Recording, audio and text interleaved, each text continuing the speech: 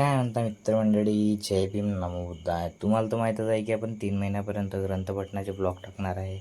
तर आपल्या ग्रंथपठणाच्या ब्लॉगचा दिवस आहे 70वा. तर मित्रमंडळी काही न वेळ गमावता आजच्या वाचनात आपण वाचणार आहोत तथागत भगवान बुद्ध आपल्याला सांगतात की आपण स्वतः आपल्यावर म्हणजे आत्म्यावर विजय कसा मिळवायचा. भगवंत म्हणतात, जर स्वतःला सत्व असेल तर त्या सत्वावर विजय मिळवण्याचा परिपाठ ठेवावा. भगवंत म्हणतात, हाच बौद्ध जीवन मार्ग आहे. तथागत भगवान बुद्ध म्हणतात की मनुष्य हा स्वतःचा स्वामी आहे, दुसऱ्या कोणाचा स्वामी असू शकणार नाही.